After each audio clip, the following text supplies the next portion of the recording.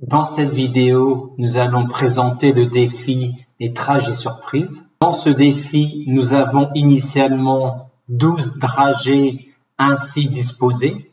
Or, Hermione n'aime que 4 dragées, les dragées A, E, G et H. Et tant que les 4 premières dragées ne sont pas dans un ordre ou dans un autre, A, E, G, H, Hermione va effectuer la procédure suivante. Et le but du défi est de déterminer combien de fois Hermione devra répéter sa procédure pour que les 4 premières dragées soient dans un ordre ou dans un autre, les dragées A, E, G, H. Lors de la première étape, elle part de cette place-là et elle compte 5. 1, 2, 3, 4, 5. Arrivée là, elle va échanger les places de ces 2 dragées-là. Une fois effectué cela, elle va alors regarder si les 4 premières dragées sont alors dans un ordre ou dans un autre, les dragées A, E, G, H. Comme ce n'est pas le cas, elle recommence la procédure, mais cette fois-ci en partant de cette dragée-là. Et elle compte 1, 2, 3, 4, 5. Et elle va échanger la dragée H et la dragée P.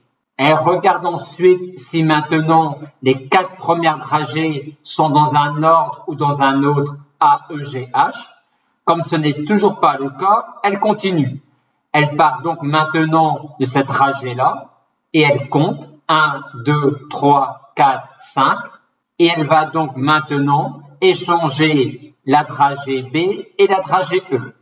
Je vais donc partir de cette liste-là qui va modéliser l'ordre des dragées dans l'état initial. Et je vais, grâce à cette instruction-là, créer cette liste-là. Je pars de là, je compte 1, 2, 3, 4, 5. Une fois arrivé là, je vais échanger la position de ces 2 dragées-là. Je réitère mon procédé, mais cette fois-ci, je démarre à cette position-là. 1, 2, 3, 4, 5, et j'échange donc la position de ces 2 dragées-là. Je continue mon procédé. Cette fois-ci, je pars de cette position-là et je compte 1, 2, 3, 4, 5. Et j'échange donc la position de ces 2 dragées-là. Lors de la première étape, on s'est placé à l'indice 4. Lors de l'étape suivante, on s'est placé à l'indice 9. On est passé de 4 à 9 en ajoutant 5. À l'étape suivante, on s'est placé à l'indice 2. Et 2 est toujours 9 plus 5, mais 9 plus 5 modulo 12. Donc, pour passer d'une position à la position suivante, on ajoute 5, mais modulo 12. Et on a bien alors l'évolution des indices où on va effectuer les échanges. 4, puis 5, puis 2, puis 7, puis 0, qui est 7 plus 5 modulo 12, et ainsi de suite.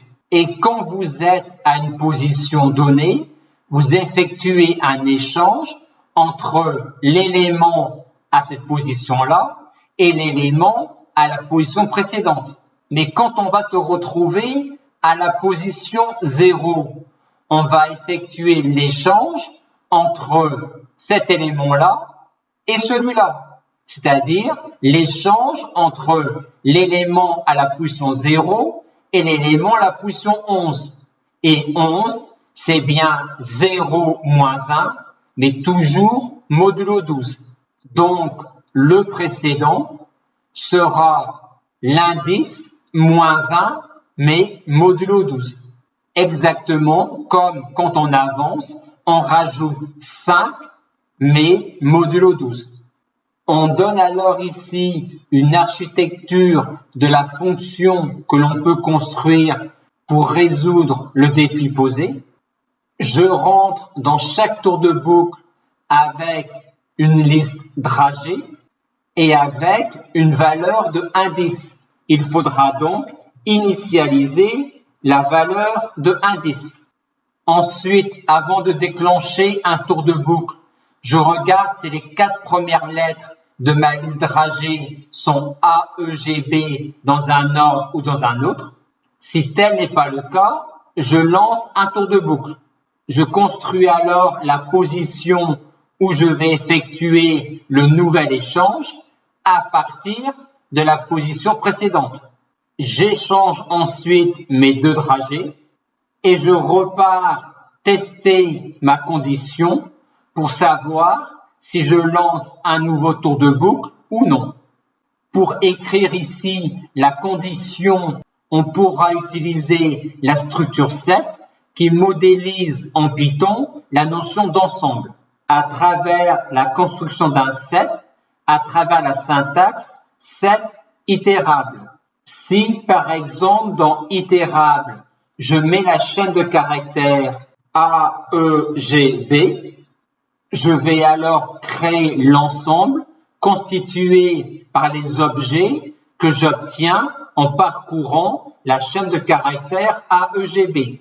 Le premier intérêt de la notion d'ensemble, c'est que dans un ensemble, il n'y a pas d'ordre. Le second intérêt, c'est que dans un ensemble, il n'y a jamais 2 fois le même objet. Un objet y apparaît une fois et une seule.